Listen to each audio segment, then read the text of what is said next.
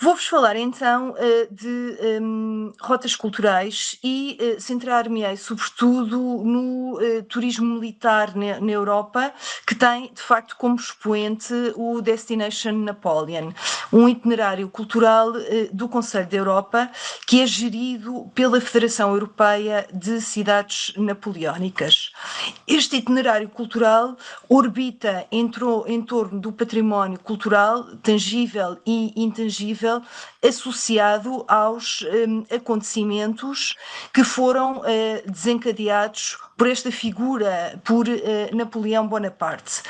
É curioso verificar que, tal como foi dito pelo general Rui Moura, não obstante toda a devastação que o imperador Napoleão provocou, ele continua a ser uma figura muito procurada, inclusivamente é uma das figuras históricas mais pesquisada, mais procurada no Google, e por isso a sua presença é uma presença que não se dissipou com o tempo.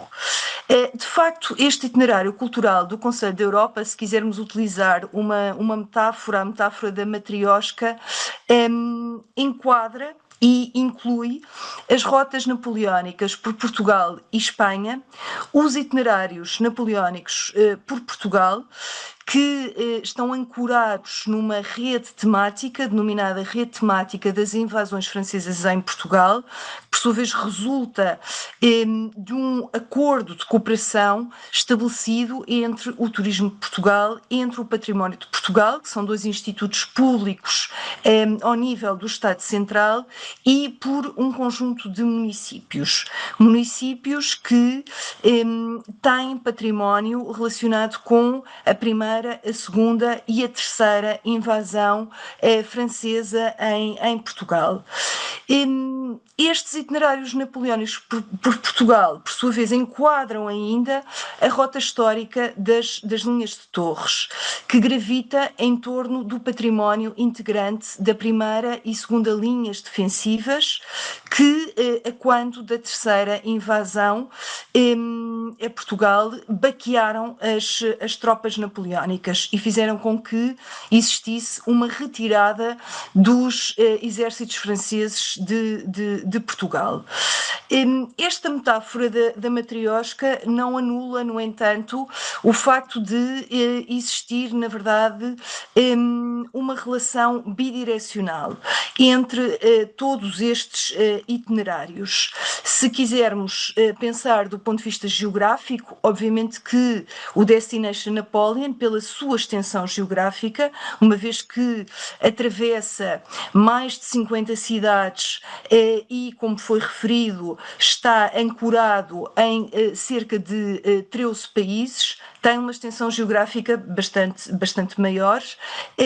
Contudo, a lógica de funcionamento destas diversas peças não é apenas top-down, é também bottom-up, e nesse sentido a rota histórica das linhas de Torres, enquanto itinerário turístico ou cultural, tem muito contribuído para influenciar algumas das ações que são desenvolvidas no quadro do Destination Napoleon e que, por essa razão, são disseminadas, são escaladas para muitas outras cidades.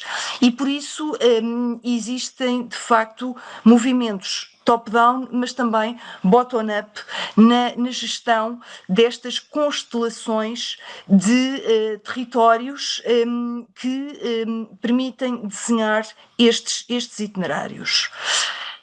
O meu propósito é, de facto, dar-vos uma perspectiva geral sobre a missão e, em termos muito concretos, a ação que é desenvolvida no âmbito destas diferentes rotas, que, na verdade, elas estão integradas e formam um todo compósito, um todo devidamente articulado e complementar. Vamos começar precisamente pelo Destination Napoleon, que é então este itinerário cultural certificado pelo Conselho da Europa. Uma nota em tom de preâmbulo para referir que, de facto, existem diversos itinerários culturais do Conselho da Europa, que estão alinhados por um conjunto de princípios e de valores comuns. Têm, de facto, como escopo, como propósito, demonstrar, através da viagem no espaço e no tempo, como o património cultural da Europa se desenvolve através das suas fronteiras. E almeja precisamente ressignificar o sentido de fronteira, encarando as fronteiras não como barreiras, mas como pontos de contacto.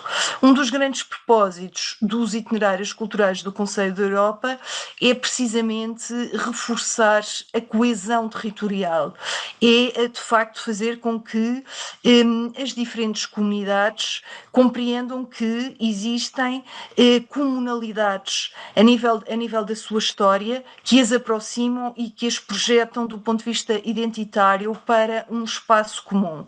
E por isso, no seio dos itinerários culturais do Conselho da Europa, o património é intuído, é percepcionado como um elemento de agregação, corporizando aqueles que são, naturalmente, os valores fundamentais do Conselho da Europa, entre eles a defesa dos direitos humanos, da diversidade cultural, do diálogo intercultural e, precisamente, dos intercâmbios transfronteiriços. E por isso estes itinerários, aquilo que desejam é, sobretudo, através da história, do património e da memória, contribuir para a construção da paz e, diria, da segurança. As redes de parceiros de cada rota, isto porque existem cerca de 45 itinerários certificados do Conselho da Europa, implementam, em termos muito concretos, em termos muito tangíveis, atividades e projetos que se situam em 5 áreas prioritárias. A cooperação em pesquisa e desenvolvimento, existindo um grande investimento no desenvolvimento da investigação e, por isso, estas rotas, estes itinerários estão sempre ligados a universidades, uma vez que a investigação se revela absolutamente fundamental para garantir a educação patrimonial, o envolvimento das comunidades e também alavancar a inovação. A inovação que depois, obviamente, se espraia em diversos domínios, não só a nível museográfico, porque de facto estes itinerários, obviamente que estão também associados a centros de interpretação, a unidades museológicas, mas também uma inovação que tem uma tradução económica. Isto porque estes itinerários culturais têm uma vertente turística, têm uma vocação turística e por isso agregam também agentes privados. Independentemente da expressão que possam vir a assumir, esta inovação ela radica de facto da investigação e de onde a importância da ligação às universidades e aos centros de pesquisa.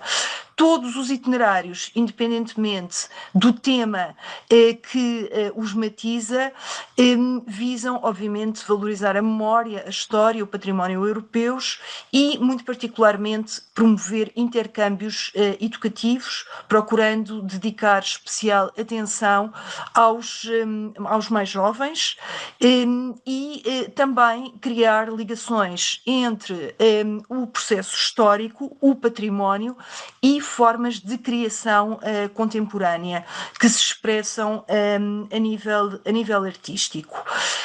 Um horizonte comum a todos estes itinerários é o desenvolvimento de um turismo cultural sustentável, inteligente, em que o turista é percepcionado como um cuidador do património e não como alguém que, enfim, canibaliza os diferentes territórios. E por isso o olhar sobre o turismo é um olhar informado pelo conceito de sustentabilidade e estes itinerários constituem produtos de nicho e não produtos massificados. Existem, de facto, cerca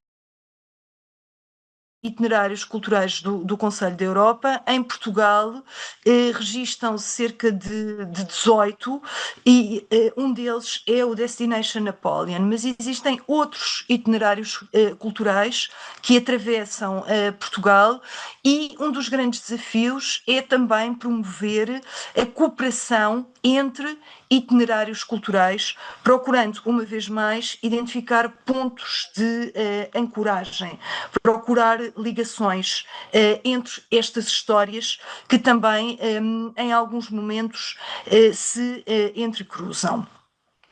O Destination Napoleon, tal como referi, tem uma gestão ancorada na Federação Europeia de Cidades Napoleónicas, que de facto agrega um conjunto de municípios dispersos por um significativo conjunto de países e, simultaneamente, agrega também instituições culturais e instituições ligadas ao ensino e à investigação.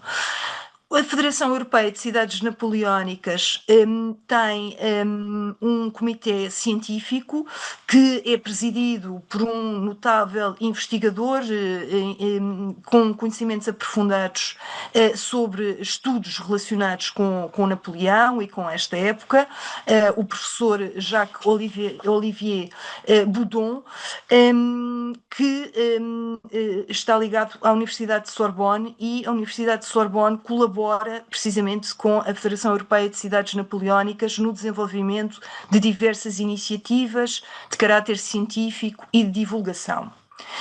Esta é, na sua essência, uma rota turístico-cultural de caráter temático, uma vez que inscreve no seu âmago o património cultural não apenas tangível, isto é, não apenas material, mas também imaterial, que testemunha a influência de Napoleão e o impacto dos acontecimentos que em seu torno orbitam na construção da Europa. De facto, não se trata de uma federação com intuitos cultistas relativamente à figura de Napoleão, não se trata de reverenciar ou de promover o culto desta figura, mas, acima de tudo, conhecer, problematizar, questionar o impacto de todos estes acontecimentos na trajetória da Europa e dirigindo um olhar ciclópico aos diferentes territórios, precisamente na história desses lugares, na história local. É esse o grande desidrato deste itinerário cultural do Conselho da Europa. De facto, o que se pretende é, acima de tudo, construir uma narrativa poliédrica e multiperspectivada, que possa, de facto, convocar diversas perspectivas sobre uma história comum e que nos possa também ajudar a ler melhor o mundo que vivemos, os desafios com os quais nos confrontamos no presente, a partir dessa leitura crítica e informada sobre o passado. A Federação Europeia das Cidades Napoleónicas, obviamente que estrutura a sua missão em torno de um conjunto de pilares essenciais. Um desses pilares é forçosamente a conservação, a salvaguarda e a valorização deste património cultural, e por isso, obviamente, que existe a necessidade de o conhecer, e para o conhecermos é necessário estudá-lo, e é necessário estudá-lo convocando especialistas em diversas áreas. Associado a este pilar fundamental, existe um outro que remete para a educação patrimonial, para a mediação com as comunidades. É de facto fundamental garantir a transposição didática deste conhecimento e tornar estes acontecimentos, este período da história, interessante, atrativo e motivador para diversos segmentos populacionais e muito particularmente para os mais novos, uma vez que se almeja garantir que há uma transmissão geracional deste conhecimento. Associada a esta missão, obviamente que são desenvolvidas atividades estruturantes que depois têm reflexo nos planos de ação desenvolvidos anualmente. Esses planos de ação são construídos a partir dos contributos provindos dos membros desta federação e por isso procura-se desenvolver uma metodologia participativa assente na co-construção e permitir a existência de um conjunto de ações transversais e comuns a todos os membros da Federação.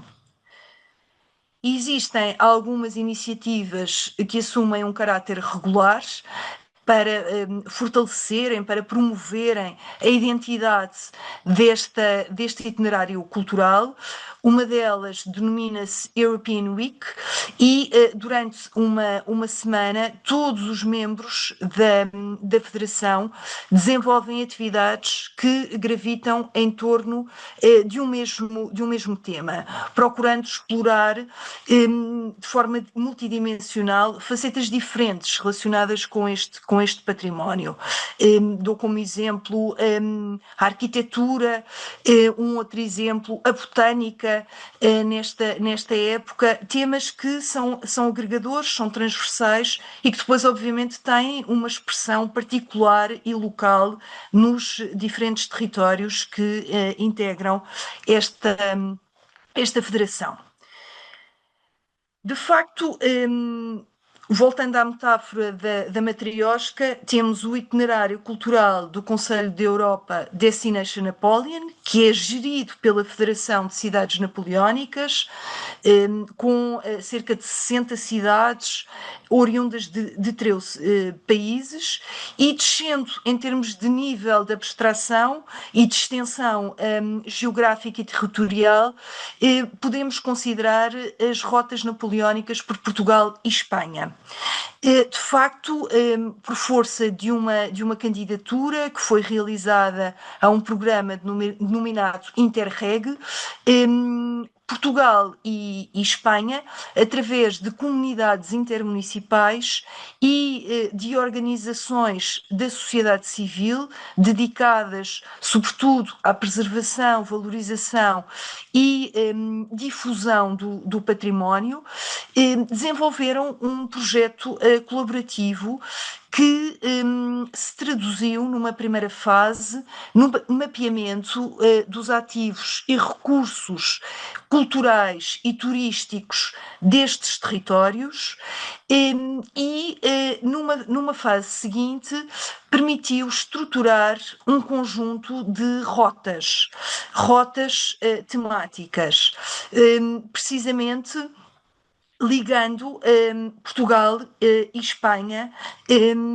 através de um conjunto de itinerários que têm, obviamente, também um valor do ponto de vista turístico. Para além dos itinerários ibéricos, chamemos-lhe assim, existem então, descendo uma vez mais em termos de nível de abstração, os itinerários napoleónicos portugueses.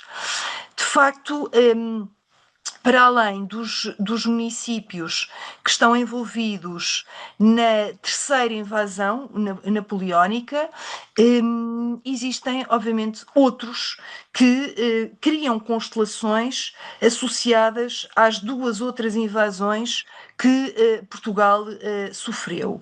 E o grande desafio foi precisamente conectar estes territórios debaixo de um chapéu que pudesse dar um sentido comum ao trabalho que estava a ser desenvolvido por estas constelações de municípios, que no fundo entre si tinham um denominador comum, ou estar ligados à primeira invasão, ou à segunda, ou à terceira invasão. E de facto, consideramos fundamental criar este chapéu, que foi designado de Itinerários Napoleónicos Portugal, que reúne um conjunto de percursos turísticos relacionados primeiramente com a terceira invasão e, subsequentemente, com as restantes invasões que se registaram em Portugal. Este projeto de colaboração foi apoiado pelo Turismo de Portugal e permitiu deixar como legado a criação de uma agenda de eventos que permite a qualquer pessoa saber quais é que são as atividades que estão a ser desenvolvidas neste universo amplo de municípios. Permitiu também criar uma celebração conjunta, neste caso no Dia Internacional dos Monumentos e Sítios, como precursor de um conjunto de iniciativas que neste momento estão a começar a ser desenhadas. Descendo ainda mais em termos de nível de abstração, situamos-nos ao nível da rota histórica das linhas de Torres. Eu creio que resulta evidente desta apresentação, até ao momento realizada, que de facto o grande objetivo deste trabalho que temos vindo a desenvolver é criar uma coerência e uma articulação vertical entre um conjunto de rotas, de itinerários que estavam a ser desenvolvidas em tempos diferentes. O nosso grande propósito é, de facto, maximizar todas estas sinergias e, reitero, criar uma coerência em termos de linguagem, uma coerência em termos de marca e uma coerência em termos daqueles que constituem os eixos vertebradores de uma estratégia que também é comum. E, de facto, temos conseguido, ao longo do tempo, serzir estas peças.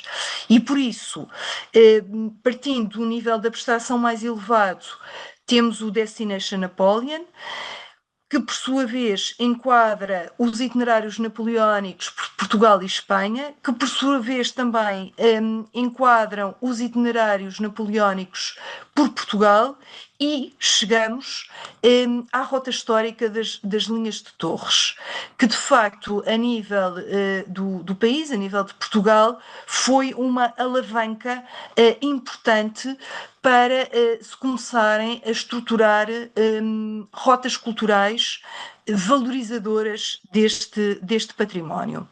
Esta rota histórica das linhas de Torres, então, numa escala mais pequena, numa escala mais reduzida, constitui também um itinerário turístico-cultural que, no caso, se centra particularmente no património integrante da primeira e segunda linhas defensivas de Lisboa, consagradas como linhas de Torres Vedras. De facto, este sistema de defesa que se materializa num conjunto de fortificações é absolutamente notável, é considerado notável a nível da história, da engenharia e da arquitetura militar, por um conjunto de particularidades que de facto o tornam singular. Desde logo porque partiu da potenciação de um conjunto de pré-existências de natureza geográfica, nomeadamente a orografia acidentada desta região, à volta de Lisboa, marcada precisamente por um relevo acidentado, e, de facto, este sistema de fortificações, ele exacerba esse relevo, essa orografia acidentada, e por isso aproveita aquelas que são as condições naturais pré-existentes. Em acréscimo, acréscimo, houve também uma potenciação de recursos endógenos, ou seja, dos materiais que estavam disponíveis. E por isso a construção deste itinerário é também um notável exemplo de como, olhando para aquilo que temos diante de nós e não nos queixando daquilo que não temos, podemos de facto, de forma criativa, encontrar soluções que se revelam eficazes. Foi assim a quando da construção deste sistema defensivo. Houve um aproveitamento da orografia, houve um aproveitamento daqueles que eram os materiais existentes e houve a capacidade de construir um sistema defensivo composto por cerca de 152 fortificações disseminadas por um território vasto, que atualmente está sob a jurisdição de 6 municípios. E foram precisamente estes 6 municípios que se juntaram para construir esta rota histórica, partindo da necessidade de restaurar e de reabilitar este património e considerando o seu valor. Desde logo, o seu valor do ponto de vista cognitivo, para contribuir para um conhecimento mais aprofundado da história europeia, favorecendo precisamente uma interpretação mais enriquecedora do património.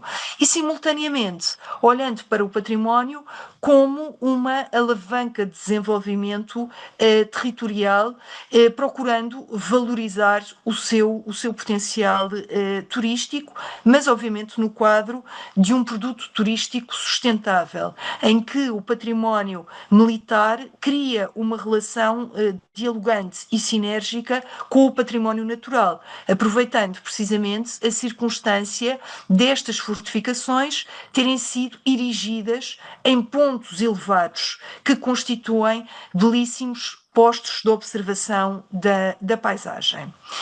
Esta é, de facto, uma história de cooperação e é considerado um caso de estudo precisamente por isso, porque 6 municípios que tinham, de facto, estas fortificações nos seus territórios tiveram a capacidade de se unir em torno de um projeto comum. Municípios com gestões partidárias distintas, com perfis distintos, mas ligados por este imperativo de salvaguarda do património.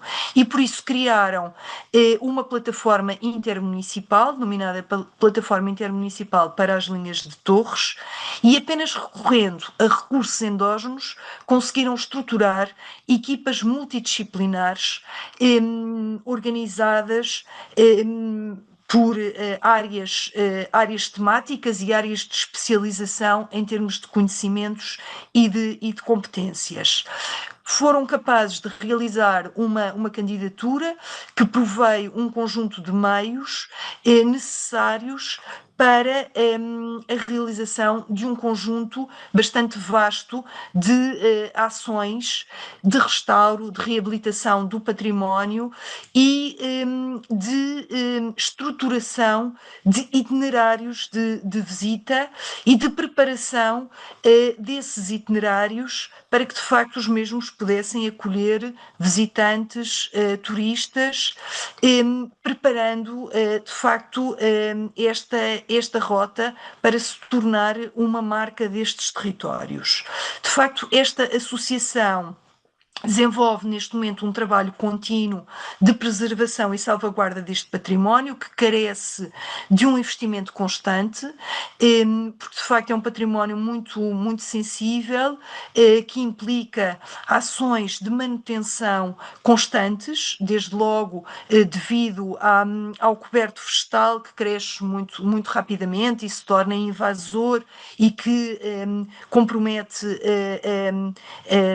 as estruturas e, para além disso, esta associação desenvolve também um trabalho muitíssimo importante a nível da valorização e divulgação deste património.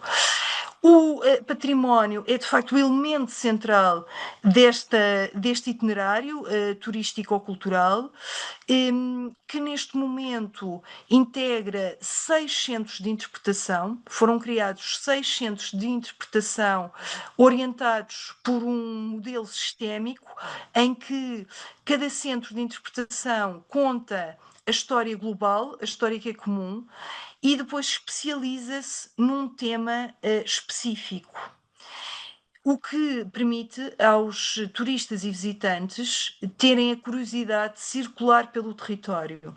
E por isso esta é uma rede polinucleada de centros de interpretação, ancorados em diversos territórios, com a particularidade de aprofundarem um tema distinto. Por exemplo, a telegrafia óptica é um dos temas que só existe num centro de interpretação, não existe nos outros, e aditaram uma terceira camada relacionada, obviamente, com curiosidades, com as pequenas histórias, pequenas narrativas que distinguem cada um dos territórios. E por isso há aqui uma lógica comum e uma lógica singular inerente a toda esta rede. Para além de terem sido construídos centros de interpretação, alguns deles aproveitando edifícios notáveis do ponto de vista histórico ou associados a elementos de memória importantes, que foram refuncionalizados, que foram reabilitados, foi também criada uma grande rota pedestre denominada GR30.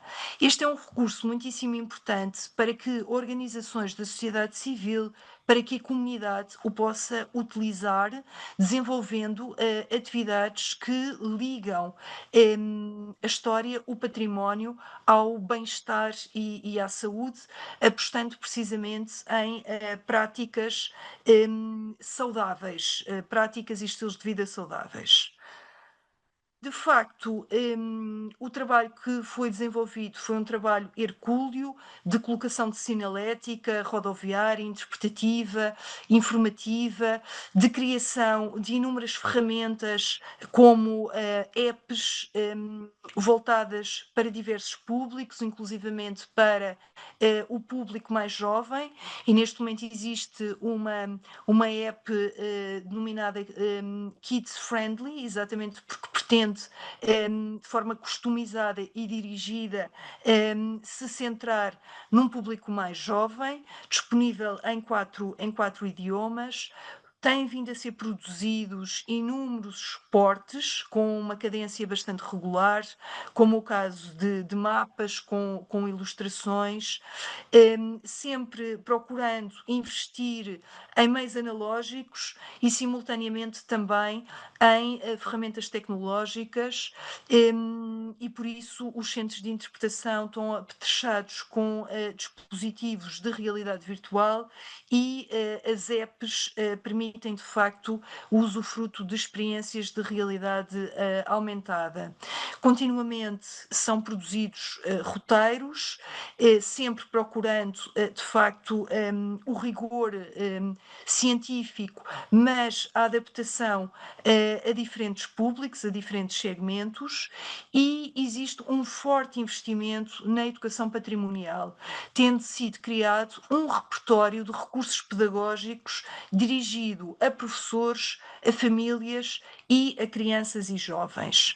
De facto, foi feito um estudo, uma análise, para tentar perceber, em termos de currículo escolar, em que anos é que estas matérias relacionadas com as invasões francesas eram abordadas, exatamente para criar recursos que facilitem a missão dos professores e que permitam aos professores usar um conjunto de ferramentas que enriquece o seu papel e a experiência pedagógica. Criámos também inúmeros recursos dirigidos a famílias, obviamente apostando em efeitos de arrasto, porque sabemos que, de facto, o interesse que as crianças devotam a determinados assuntos intensifica o interesse dos próprios adultos sobre esses assuntos e, por isso, a nossa forma de atuação é uma forma complementar, investindo muito em contexto escolar, com programas definidos e regulares e com recursos pedagógicos acessíveis para os professores e apostando muito também na capacitação das famílias e no desenvolvimento de atividades especificamente dirigidas às famílias. Uma outra dimensão remete para as crianças e os jovens, e por isso nós temos recursos que são exclusivamente dedicados às crianças e aos jovens e temos vindo a investir na criação de novos objetos. O mais recente é este livro, Jean, John e João. É um livro que foi apresentado recentemente no Festival de Ilustração de Bolonha e tem sido apresentado em diversos contextos, também divulgando, obviamente, a rota histórica das linhas de Torres.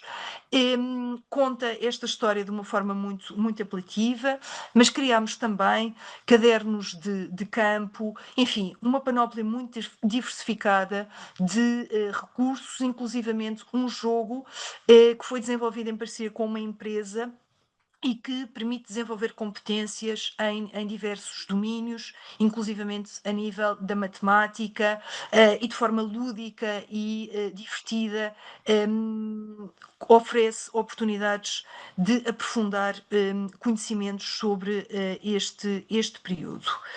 Foi feita uma aposta também na criação de imaginário e, por isso, financiámos a realização de um filme, porque considerámos que era importante tornar estes temas mainstream e não apenas assuntos de nicho, e por isso existe uma longa-metragem denominada As Linhas de Wellington, um filme que circulou também por diversos festivais de cinema e que ajudou a popularizar este assunto, mas também filmes de animação. Temos apostado muito, inclusivamente, na criação de novos produtos e instigando o desenvolvimento de criações novas neste domínio.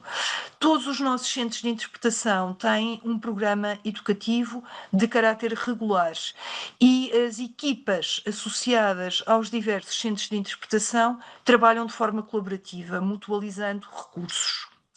Todo o trabalho, de resto, que tem vindo a ser desenvolvido pela Rota Histórica das Linhas de Torres é um trabalho assente na mobilização de recursos endógenos. Obviamente que depois são realizadas candidaturas que permitem expandir as possibilidades de intervenção, de criação, de experimentação, mas a base do trabalho tem de facto essa ancoragem.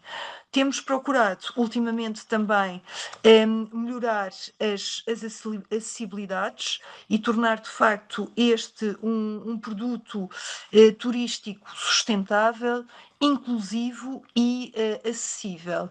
E, de facto, tem sido desafiante porque as linhas de Torres Vedras foram erigidas para serem transponíveis, e aqui o grande desafio é tornarem-se acessíveis.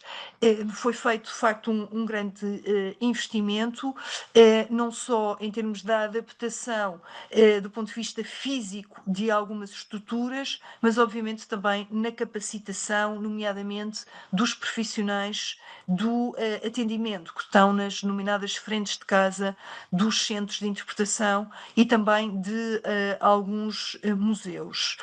Ultimamente temos investido muito nas ferramentas de comunicação, melhorando o website, criando conteúdos com uma grande regularidade, conteúdos sobretudo de natureza audiovisual, melhorando também a nossa presença nas redes sociais e editando uma revista denominada Revista Invade e criando um portal chamado Invade Mag, que de facto tem agregado um blog, um podcast e produz conteúdos visuais de qualidade, com uma curadoria e com, de facto, um alcance significativo.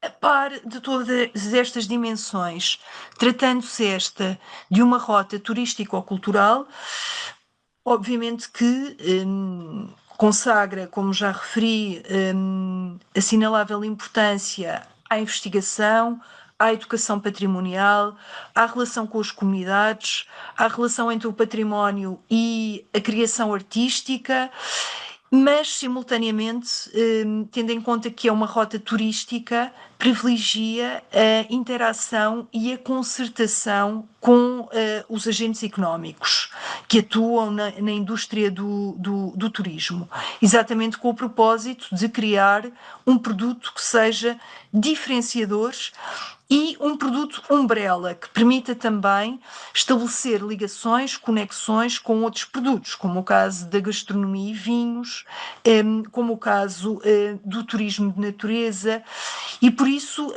este itinerário turístico-cultural ele assenta em parcerias com agentes turísticos que têm vindo a ser capacitados exatamente para poderem diferenciar os produtos e os serviços que prestam. Têm sido criados novos produtos em diversos domínios, desde, enfim, uma aguardente que tem, de facto, uma ligação precisamente a este imaginário, a estes acontecimentos históricos, alojamentos que obviamente também são matizados por todos estes acontecimentos, gastronomia de época que está disponível em determinados restaurantes que fazem parte desta rota. Há, por isso, um conjunto de iniciativas que realizamos com frequência, iniciativas ao nível do networking, exatamente para que os diversos agentes turísticos se possam conhecer e desenvolvam atividades que, de facto, potenciem toda esta inteligência e esta criatividade coletivas, customizando itinerários e diferenciando e inovando o que têm para oferecer. Para terminar, gostaria de forma caleidoscópica vos dar nota de que foram criados ao longo do tempo diversos eventos, diversas iniciativas de natureza desportiva, de natureza cultural, de natureza artística, impulsionadas por todo este trabalho que tem vindo a ser desenvolvido e consubstanciando uma agenda de eventos de caráter regular. Uma dessas iniciativas é o Dia Nacional das Linhas de Torres, que de facto tem uma programação associada.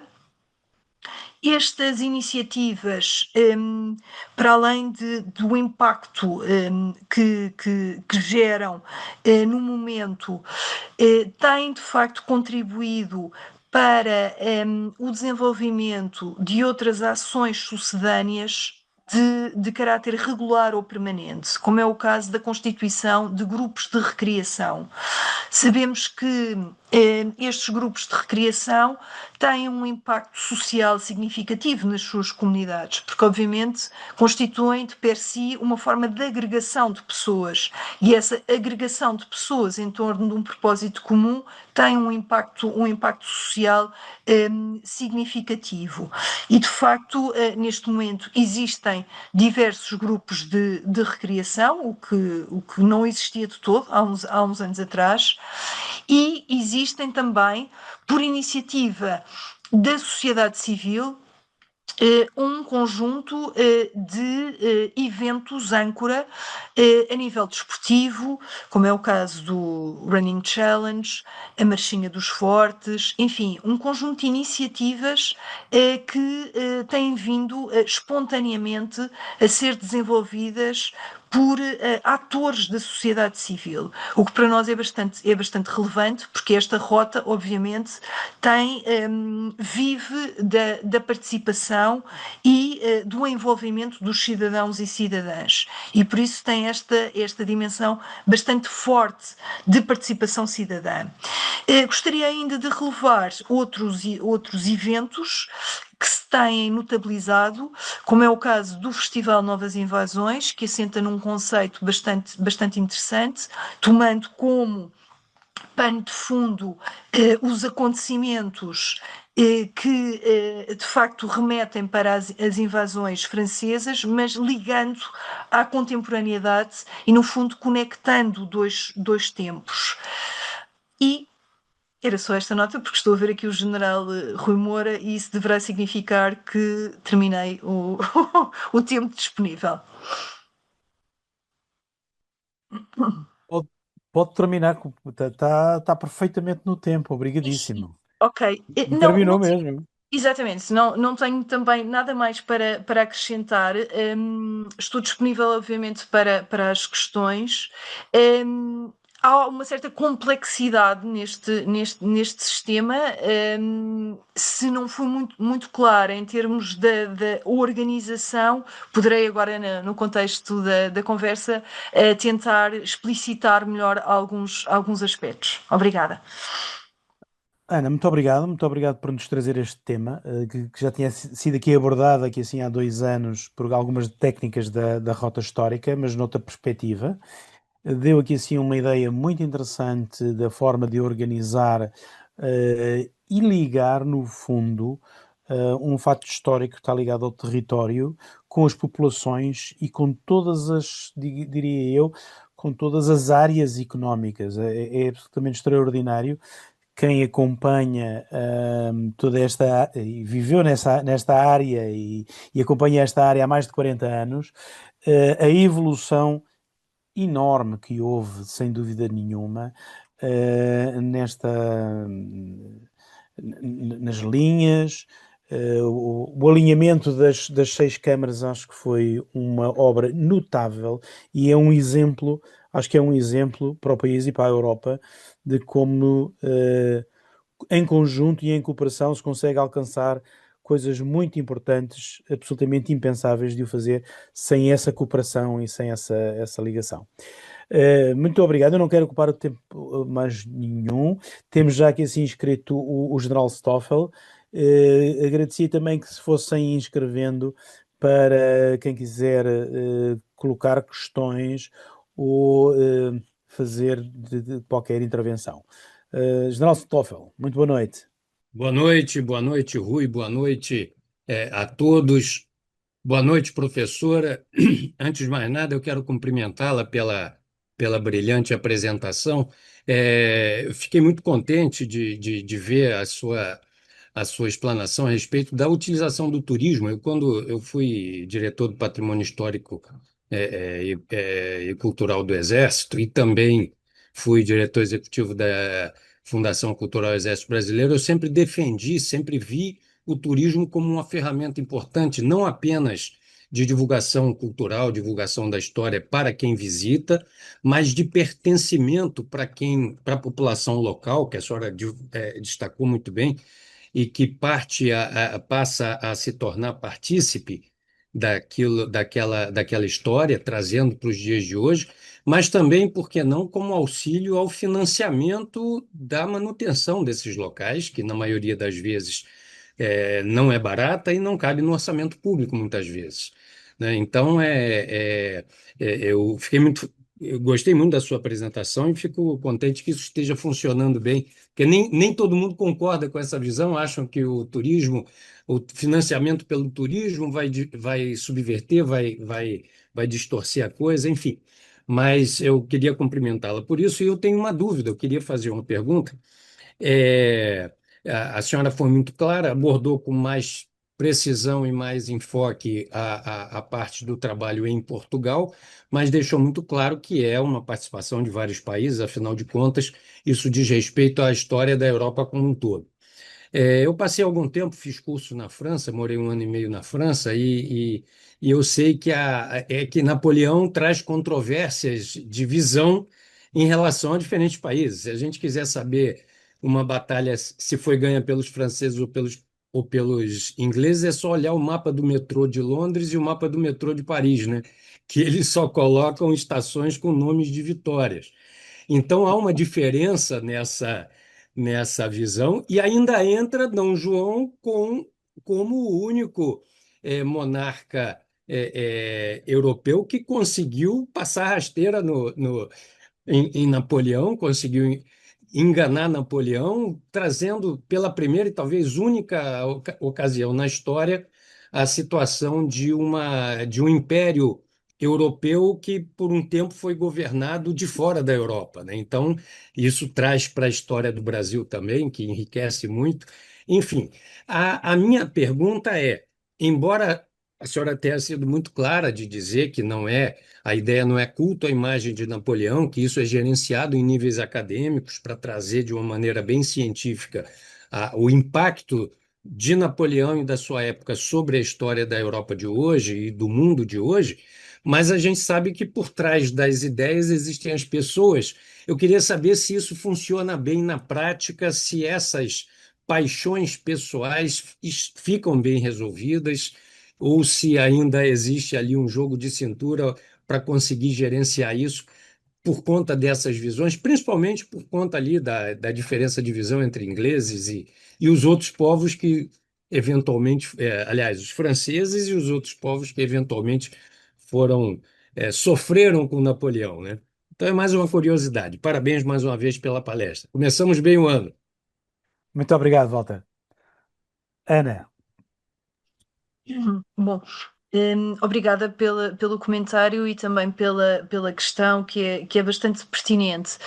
De facto, em termos de premissa, os itinerários culturais do Conselho da Europa, aquilo que pretendem é precisamente que o conhecimento da história, a evocação da memória e a iluminação de um património comum permita precisamente suplantar essas antinomias, essas polarizações, ou seja, a ideia é de facto o património ter, quase que diria, um papel curativo, reparador. Nesse sentido, eu diria que de facto existe uma sã convivência entre aqueles que estiveram de lados opostos das linhas. Eu gosto bastante de uma frase de uma investigadora portuguesa que vive em França, ela investiga em França, e o foco do trabalho dela é precisamente dar a conhecer o lado francês, ou seja, a perspectiva francesa. Ela chama-se Cristina Clímaco e ela, quando fala nas linhas de Torres, ela diz que as linhas de Torres constituem mais do que um acontecimento da história. Elas contam a história dos homens, mulheres e crianças que as construíram e de todos aqueles que estiveram em lados opostos das mesmas e das gerações seguintes que se encontram unidas num projeto comum para a Europa e para o mundo. Eu sei que isto parece um pouco retórica, mas de facto, na verdade, aquilo que se pretende é ultrapassar essas tensões. Eu posso dizer que o Destination Napoleon tem efetivamente membros do Reino Unido, desde logo membros de uma cidade chamada Plymouth, onde, como sabemos, o Napoleão esteve preso num navio antes de ir depois de Waterloo e antes de ir para a ilha de Santa Helena, para se exilar. Ele passou precisamente por Plymouth e esteve na Baía de Plymouth nesse navio-prisão, chamemos-lhe assim, e essa é uma das cidades que faz parte também deste itinerário. Há de facto uma grande preocupação, eu posso asseverar, em mostrar as diferentes perspectivas e de facto não apresentar uma perspectiva dominante da história. Eu penso que a grande mais-valia destes itinerários é terem precisamente como requisito este forte compromisso com a investigação, que previne se incorrer em discursos laudatórios e, no fundo, deturpar ou conformar a história àqueles que são interesses. Aos interesses dos países, aos interesses dos stakeholders. Eu penso que, de facto, a presença das universidades e dos centros de investigação é esse esteio, é essa garantia. E daí ser muito importante que as universidades e que os centros de investigação tenham condições para assumir o seu papel. Não é por acaso que os autocratas tentam afastar ou diminuir o papel de quem investiga. Porque isso de facto permite exatamente essa exacerbação um pouco provinciana, essa exacerbação nacionalista, porventura. E de facto é o que pretendemos com estes itinerários, é ultrapassar essas antinomias, essas grelhas de leitura redutoras que de facto criam oposições. É o que tentamos fazer. E em termos de educação patrimonial também. Aliás, aquilo que se procura é, inclusivamente, abordar algumas questões que aconteceram no passado e trazê-las para o presente, ajudando a fazer esta ponte, porque não queremos que, de facto, o conhecimento do passado seja uma viagem a um reino de sombras. Aquilo que interessa é, de facto, trazer do passado o que nos pode ajudar a construir uma interpretação mais crítica e mais poliédrica dos desafios com os quais nos confrontamos. Ana, muito obrigado. Exatamente. Obrigado. E aí, conhecendo a Cristina Clímaco e trocando muita comunicação com ela própria, e ela própria me ajudou em investigação, porque nos últimos 15, 20 anos tem sido extraordinária o cruzamento de investigação, pelo menos pelo acesso muito mais facilitado a arquivos que estavam fechados ou que não estavam divulgados e que havia dificuldade de os consultar. E sem dúvida nenhuma que hoje em dia não é reescrever a história, mas é escrever a história com a história, inclusive a história pessoal, com conhecimentos de arquivos que estão a vir à superfície hoje em dia com um acesso muito mais facilitado. E temos aqui connosco o Mark Rathorn, cidadão inglês, que fez a sua formação em Sandhurst, oficial do Exército Britânico, que trabalhou no Brasil, mas que reside em Portugal já há alguns anos e é um apaixonado pelas linhas de torres e tem aqui uma pergunta a fazer. Mark. A minha pergunta é impressionante as iniciativas que foram postos em ação pela Rota e a RHLT. E quem financiou a maioria destas iniciativas, Ana? Pode nos esclarecer, se faz favor? Sim. De facto, há, do ponto de vista histórico, um momento importante a assinalar. Tal como eu referi, num dado momento, em 2006, 2007, este conjunto de municípios que tinham património relacionado com as linhas de Torres Vedras, com este sistema defensivo, tendo por base um estudo que tinha sido elaborado por um instituto público em Portugal, um estudo que se consubstanciava num plano estratégico de salvaguarda deste património, decidiu criar uma organização chamada Plataforma Intermunicipal para as Linhas de Torres. E tendo noção de quais é que eram as intervenções prioritárias, e essas intervenções prioritárias eram essencialmente em termos de restauro e de reabilitação do património. O património estava em muito mau estado. Haviam fortes que estavam completamente cobertos por vegetação, era como se estivessem invisíveis.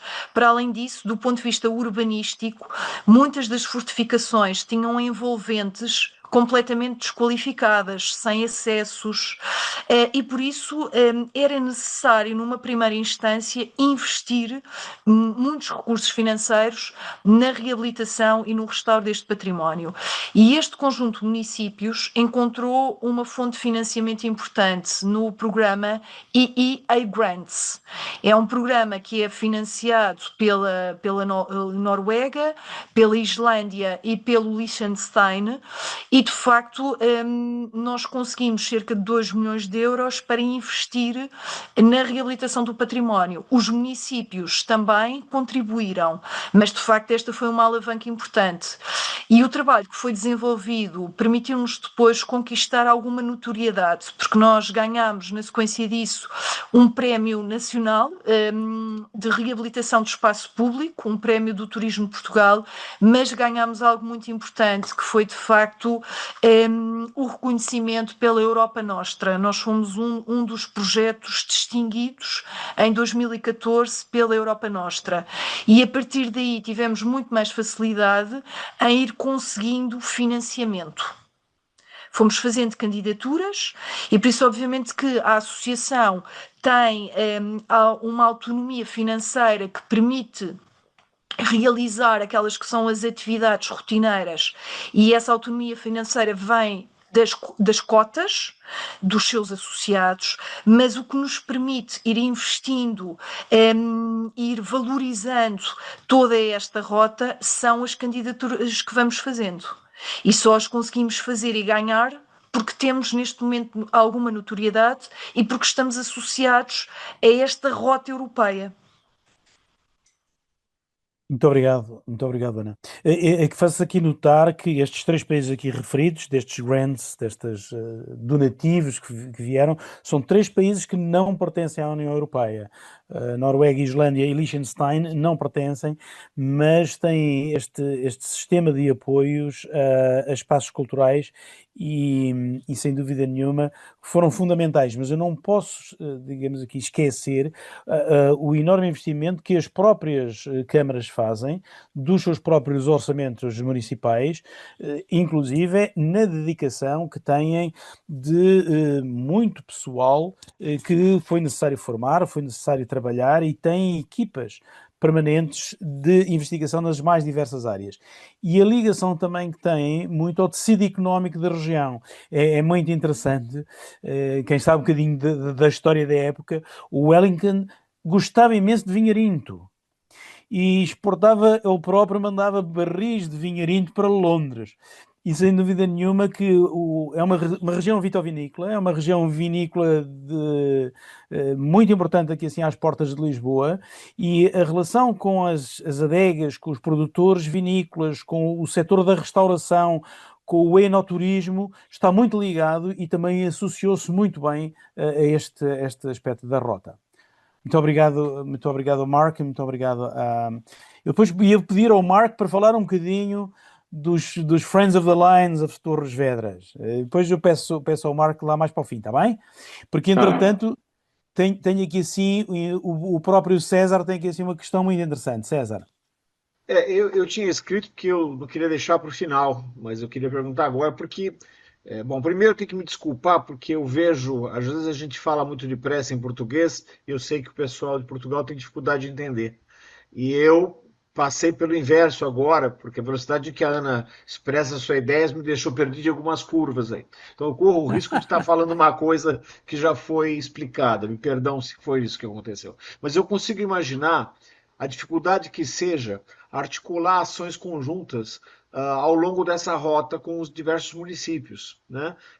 Não só por questões de narrativa pessoal e identidade, ou pertencimento, como você queria dizer, com relação àquela sua verdade da história que passou por ali, como por meras questões burocráticas, partidárias ou qualquer tipo de elemento político que dificulte uma ação coesa.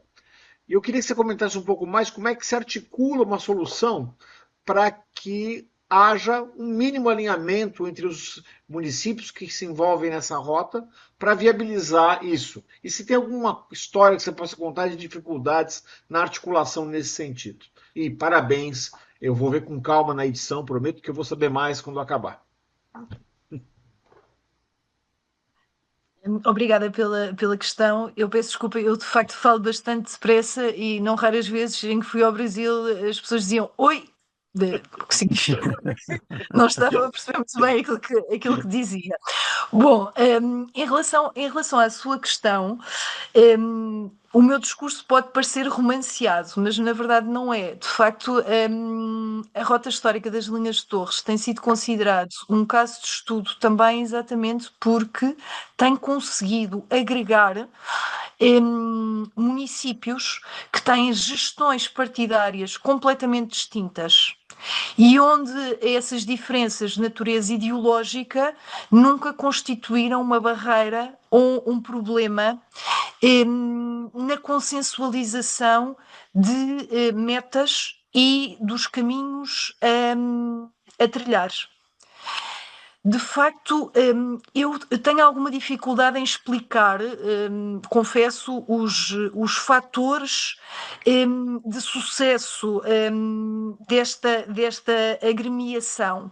De facto, aquilo que me parece é que houve um foco tão grande, houve um foco e um envolvimento tão grande relativamente àquilo que tinha que ser feito, e como os resultados foram sendo muito surpreendentes, porque eu devo confessar que nós nunca pensámos, por exemplo, ser capazes de fazer um filme protagonizado pelo John Malkovich. Nós queríamos fazer um filme, não tínhamos dinheiro para fazer o filme.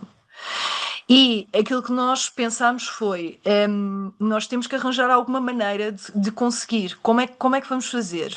Vamos pensar quem são os produtores de cinema que conseguem eles próprios, em Portugal, captar mais recursos.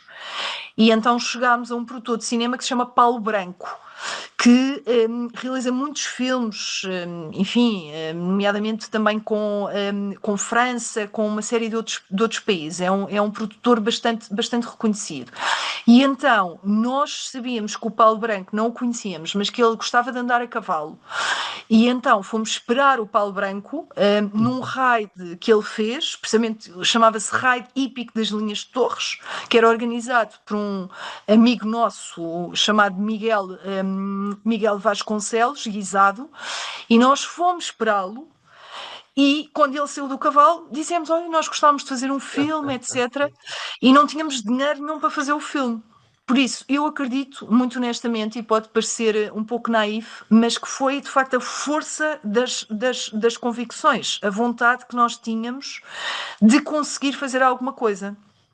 E então conseguimos fazer esse filme, surpreendentemente, que foi, começou por ser realizado pelo Raul Ruiz, um realizador chileno, que morre a meio das filmagens, e isso foi também um acontecimento terrível, e então é a mulher dele, a Valéria Sarmiento, que acaba de rodar o filme. Esse é apenas um exemplo.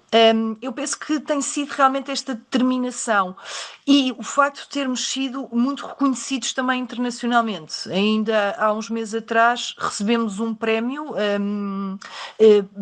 atribuído pela Associação Europeia de Turismo Cultural, exatamente por umas ferramentas que conseguimos criar de realidade aumentada e de realidade virtual nos nossos centros de interpretação.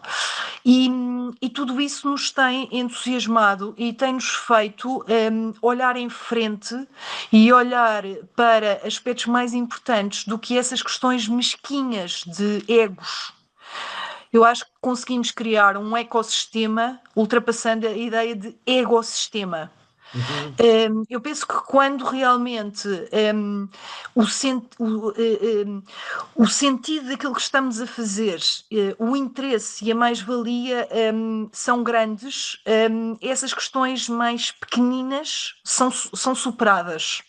Ok. Muito Mas bom. não tenho uma explicação muito científica para o caso. Temos que estudar. É um bom estudo.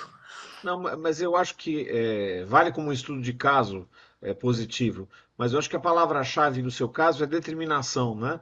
E também não cair nas armadilhas que estão ligadas quando você tende para uma questão partidária ou política, né? Então, eu acho que, pelo que eu entendi, toda a sua narrativa, todo o empenho foi numa coisa maior, identitária, né? Que vai muito além da questão partidária. Por isso você conseguiu chegar, né? No sucesso que teve. Obrigado pela resposta. Vou E já agora, acrescentar. eu diria o seguinte, e complementando as palavras da Ana, que inclusive em instituições nacionais, e portanto nós podemos pensar que isto é só história local ou história regional, mas instituições nacionais, e dou o exemplo do Exército, desde sempre tiveram sempre muito ligadas e sempre apoiantes, independentemente das forças que fossem. De facto, na altura havia a Escola de Infantaria, está exatamente em Mafra, num dos concelhos. Hoje em dia é a Escola das Armas, ainda por cima todos os oficiais do Exército Português hoje em dia passam por Mafra e há uma ligação muito grande também do Exército a esta própria área, e a Ana poderá também depois complementar. Na realidade, é relativamente fácil de lidar com os técnicos da rota e com os técnicos da parte cultural e histórica do próprio Exército na obtenção de informação, e também houve muita investigação feita por universidades portuguesas sobre a matéria. Acho que isto também é algo de relevar. Eu passava, estamos a ficar curtos em tempo, mas isto tem sido muito interessante. Tenho agora dos Estados Unidos, de Chicago, o professor Araújo, que tem uma pergunta, não sei se ele nos quer fazer diretamente, não sei se ainda está connosco. Se não está, ele faz uma pergunta que é: qual é o ênfase que se dá à paz ou à cultura de paz nestes itinerários turístico-culturais? Bom, a paz é um valor fundamental e é um horizonte que, no fundo, persegue o trabalho que é desenvolvido no âmbito destes itinerários culturais. A premissa é de que, se nós nos conhecermos, se nós nos aproximarmos, nós estaremos em condições de nos entender melhor, nos compreender melhor. E, nesse sentido, estamos a construir uma cultura de paz. De facto, para além de existir uma maior consciência relativamente àqueles que são os efeitos nefastos da guerra, e aquele que foi também um objetivo que nós prosseguimos desde o momento que começamos a desenvolver esta rota, foi efetivamente mostrar a dimensão humana, os impactos que todos estes acontecimentos tiveram nas pessoas comuns. Existe uma frase do Orhan Pamuk, que foi Prémio Nobel da Literatura, em que ele diz que é importante que as instituições culturais, e nomeadamente os museus, contem as histórias das pessoas aparentemente vulgares, capazes de feitos invulgares. E nós tomamos essa ideia como orientadora. Nós quisemos contar a história das pessoas comuns. E por isso apoiámos inclusivamente muitas investigações, uma vez mais centradas nos impactos locais e centradas em dimensões que não eram tão visíveis, porque na verdade, até algumas décadas atrás, a produção científica que era desenvolvida em torno deste tema, ela centrava-se muito nas questões de estratégia militar. E aquilo que nós quisemos foi introduzir este lado humano. Este lado humano mostra as consequências nefastas da guerra. E isso tem, obviamente, um efeito que acreditamos que seja dissuasor e profilático, preventivo. Mas, para além disso, toda esta intenção de juntar as pessoas de fazer com que elas percebam que de facto são atores de uma história que é comum, tem esta consequência que é tornar-nos mais próximos, é de facto combater esta polarização e esta fragmentação que no fundo assolam as nossas sociedades e que são muito perigosas do ponto de vista da desintegração a que estamos a assistir. E por isso nós acreditamos que investir na valorização do património, no conhecimento da história, é contribuir para a paz. Contribuir para a paz e a defesa não é só investir em armamento, é sobretudo, na nossa perspectiva, investir nestas dimensões. Muito obrigado, Ana.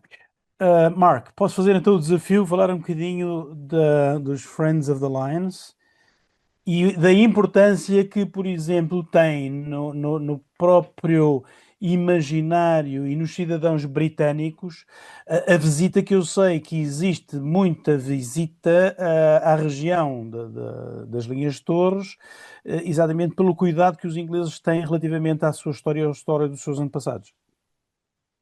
Com muito gosto, e eu vou aproveitar as suas últimas palavras, Rui, para enquadrar, digamos, o interesse britânico, porque desde as escolas, ou pelo menos para a minha geração, todos nós, nas aulas de história, foram mencionados pelas guerras napoleónicas e a importância da guerra peninsular, quer dizer, Espanha e Portugal.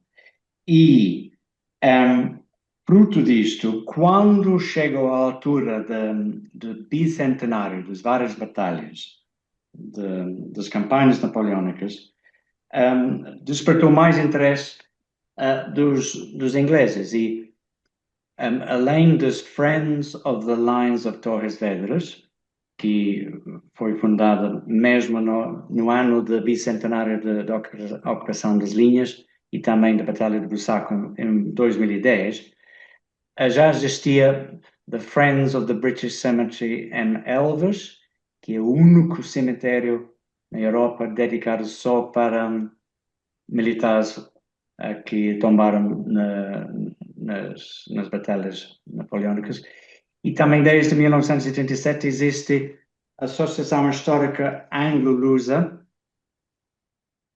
cujo eu e Rui fazemos parte da direção, e esta associação publicou em 1980 o primeiro livro dedicado às linhas de Torres Vedras, com mapas e uma lista dos fortes e as guarnições, etc.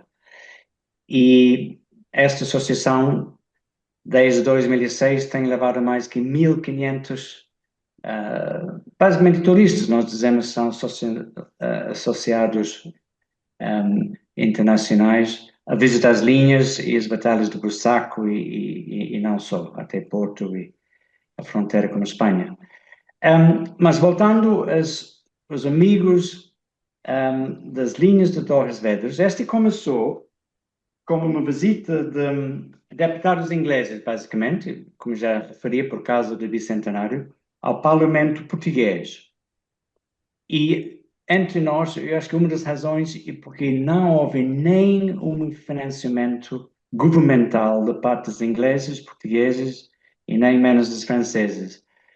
E esta iniciativa era mais ou menos ao título pessoal, não é? E estes deputados perceberem que era preciso agir mais e basicamente há 16 anos, todos os anos, ou 2 em 2 anos, os amigos tentam fazer uma pequena doação em termos de ajuda para financiar algumas iniciativas. Por exemplo, o mais recente foi o financiamento da compra de um mosquete para um dos centros de interpretação e também para financiar um centro audiovisual mais para os visitantes mais jovens, não é? E este é um dos, digamos, objetos da associação. E só para terminar, os outros 2 objetos é para divulgar e, como se diz, reconhecer as linhas, quer dizer, fazer mais publicidade ao nível da população, neste caso britânica, e também de fomentar pesquisa, investigação e palestras. E nos últimos 3 anos, os amigos têm feito uma série de palestras super interessantes com oradores que são peritos em história militar e por acaso, todas estas palestras são disponíveis no website das Friends. Basta só colocar Já no está, já está. Google. Já Já, está. já, Pronto. já está colocado e vai ficar depois no próprio canal do YouTube. Muito bem. Se quer dizer, quem tiver mais interesse pode ir ao nosso site e saber mais. Obrigado, Rui, e obrigado de novo, Ana, para uma exposição fantástica, muito nítida e muito interessante. Muito obrigado, Marco. Ana, quer fechar? Agradecemos imenso, foi extraordinária a sua apresentação. O César ainda depois terá qualquer coisa a dizer. Não sei se a Ana quer finalizar com algumas palavras. E o Pedro Avilés também. Eu não vi. Peço desculpa, eu não consigo ver todos ao mesmo tempo. A certa altura estavam mais de 24. O Pedro tinha uma pergunta, era? Eu acho que ele escreveu uma pergunta ali, eu vi. É que eu só vejo 5 de cada vez, Pedro. Eu só queria acrescentar o seguinte: é que quando falamos aqui das linhas de Torres Vedras, eu acho que todos deviam ter consciência que isto é do contexto de uma coisa muito maior, que é o ataque que Napoleão fez a vários países na Europa, foi mas pouco na época, um bocadinho o Putin da época, e no caso português, o ataque foi não só as linhas de Torres Vedras, é uma parte final onde paramos uma invasão francesa, mas depois continuou. Nós tivemos depois batalhas contra as tropas napoleonas, em que fomos ajudar os espanhóis a libertar a Espanha, sobretudo as duas maiores batalhas que tiveram lugar na Península Ibérica, que é Salamanca e Vitória, em que metade das tropas aliadas são portuguesas. E depois, a seguir, uma coisa que também pouco se fala, é que Portugal e Espanha e Inglaterra entramos depois em França, até Bordeaux e até Toulouse, onde acabou no dia em que o Napoleão teve que abdicar o trono. Portanto, isto é importante ver o contexto, porque quando falamos das linhas, as linhas foi realmente uma coisa importante, mas é importante que a gente lembre que o mal que foi feito a Portugal foi em vários, o mal material, as enormes destruições que tivemos, mortes enormes para além das linhas, e das linhas parou, mas para o norte das linhas, todo o território português foi campo de batalha com mortes e destruições enormíssimas da população civil. E já agora só a lembrar uma coisa: quando falamos nas linhas de Torres Vedras, temos de lembrar que na altura não eram só as duas linhas em Torres Vedras, era também uma linha à Roda de Lisboa e uma quarta linha no sul de Lisboa. Aliás, o livro que publicámos, a Defesa de Lisboa, que foi um livro feito com, com a colaboração e demorou 10 anos a fazer, por o professor arquiteto e engenheiro Francisco Sousa Lobo, e com o grande apoio da engenharia militar portuguesa, que nos puseram à disposição salas, mapas, etc., explica muito bem que ultrapassa Torres Vedras. Foi um esforço que se fez nacional enormíssimo. Eu só queria ter acrescentado isso, que era só para acrescentar que as linhas é um ponto, mas é num contexto que ultrapassava muito maior e em que Portugal sofreu um ataque terrível e, como disse o senhor general há pouco, o Stoffel, foi o único caso na Europa em que houve um soberano que chegou ao fim destas guerras todas, depois de ter sido o pretexto para então desenvolvermos a fundo o Brasil, que depois ainda ficou rei de Portugal quando o Napoleão teve que abdicar. Muito obrigado, desculpe acrescentar esta Obrigado, coisa. Pedro. Muito boa noite. E Sra. Professora, muitos parabéns pelo trabalho feito, e é realmente um exemplo, como pegando numa região específica, conseguiram mobilizar interesses políticos e financeiros e poder fazer a obra que tem sido feito com estes centros de interpretação e esta atividade turística à rosta destes investimentos. Muitos parabéns, professora. Pedro, muito obrigado pelas suas palavras. E eu acrescentava até um bocadinho mais que aqui foi abordado, que é o facto de, nas escolas da região, hoje em dia se fala do tema de uma forma como se calhar há 20 anos ou há 30 anos não se falava e não havia noção absolutamente nenhuma. Eu estive na Escola Prática de Infantaria a partir de 82 e havia pessoas em Mafra que desconheciam completamente a história da sua própria região. Eu desconfio que hoje em dia isso já não existe. E isto foi feito, e esta questão de falar às populações, falar nas escolas, levar as escolas aos centros de interpretação, trazer a história local para dentro da própria escola, acho que é uma coisa absolutamente fundamental e muito importante que a Rota Histórica conseguiu trazer nestes últimos 15 anos, 20 anos. E aí, parabéns, muitos parabéns à Rota Histórica. Eu não sei se a Ana quer ainda dizer alguma coisa às palavras do Pedro Avilés. Só mesmo para concluir, dizer, sem dúvida, o nosso grande desidrato neste momento é precisamente investir nos itinerários napoleónicos em Portugal.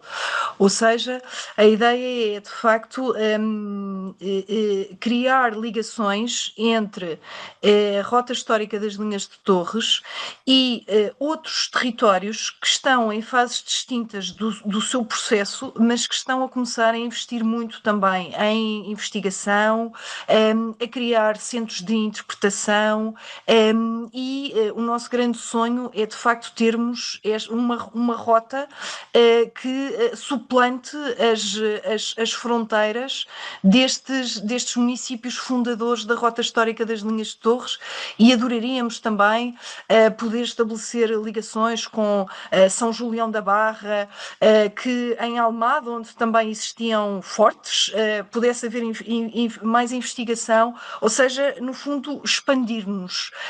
Esse de facto é o nosso grande sonho, porque não nos faz sentido acantonar-nos, faz sentido é ter esta postura de abertura e de estabelecimento de relações com os outros. Só também para concluir, dizer que em termos de desenvolvimento turístico, consideramos que é absolutamente fundamental investir na educação patrimonial. Não faz sentido estarmos a desenvolver um produto turístico que tem no seu core um património que é desconhecido da comunidade. E por isso o investimento na educação tem que ser contínuo, precisamente também para criarmos um produto turístico de excelência. E resta-me convidar-vos a visitarem a Rota Histórica das Linhas de Torres e também os outros territórios que se estão a conectar neste sonho comum. Por isso são muito bem-vindos a Portugal, nomeadamente os nossos amigos brasileiros. Quem sabe se o epílogo desta tertúlia não é a marcação de uma visita em que podemos contar também com a colaboração dos Friends of the Lines. Muito obrigado, muito obrigado. Obrigado, professora Ana, foi absolutamente extraordinário, acho que conseguiu passar muito bem esta noção e o trabalho que a Rota Histórica tem feito, e realmente para uma visita a Portugal, todos os nossos amigos brasileiros reservem 1 ou 2 dias só para dedicar aqui assim às linhas, porque vale a pena. César, antes de eu lançar o próxima tertúlia... Eu vou ser breve, eu quero só mencionar para ficar registrado que a gente tem uma tertúlia, não lembro o número agora, mas ela vai estar na descrição deste vídeo, para quem está vendo via vídeo, que é sobre as linhas de torres. A abordagem é um pouco diferente, mas ela trabalha como um complemento muito bom ao que a Ana colocou aqui. Agradecer a todos que contribuíram, né? Esta tertúlia começa essa temporada com participações fora do eixo Brasil-Portugal, o que é um bom augúrio aí. E, curiosamente, o Rui Carita não falou nada hoje, isso me chamou a atenção. Fora isso, obrigado, Ana. Eu não sei se o Secomande quer fazer alguma fala rapidinha, Secomande. Parabéns aí, professora Ana, espetacular a sua apresentação. eu tomei a liberdade de colocar aí no site um, um site, né, que eu tenho que trata exclusivamente de fortificações coloniais do Brasil. Ali tem bastante material, inclusive o que foi encaminhado para a Unesco para transformar um conjunto de 19 fortificações do Brasil, fortificações coloniais, em patrimônio da humanidade. Tá só a Unesco já fez um pedido complementar, né? O IFAM está tratando de responder a esse pedido complementar e talvez a gente consiga, porque não existe coisa semelhante no mundo igual a esse conjunto de fortificações, né? Eu coloquei aí, né, esse meu site, que é apenas um hobby, que já teve ano passado mais de 1 milhão de visitas mundo afora. Aí, pelo interesse, né, estou dizendo isso pelo interesse que esse assunto que a senhora levou está despertando aí no mundo, né? Muito Obrigado. bem. Rui, pode acabar. Muito obrigado. Só para dizer que deixei no chat, quer o link da Rota Histórica das Linhas Torres, da Rota, o canal do YouTube da própria Rota, que, por favor, vão lá ver que há vídeos absolutamente extraordinários, alguns deles feitos pelos próprios locais com um sentido estético enormíssimo. Vale a pena ver alguns dos curtos vídeos que há na Rota Histórica e outros não tão curtos.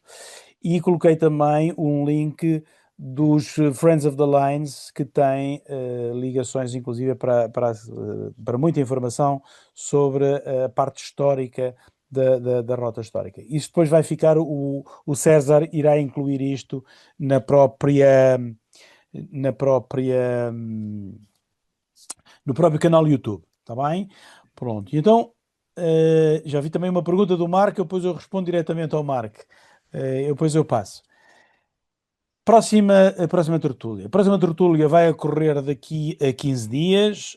Vamos deixar as eleições presidenciais na próxima semana e no intervalo entre mais do que provável segunda volta, faremos então uma nova tertúlia.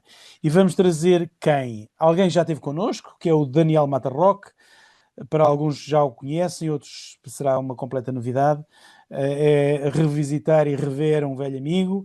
O Daniel Matarroque é cineasta, mas além de cineasta é também historiador.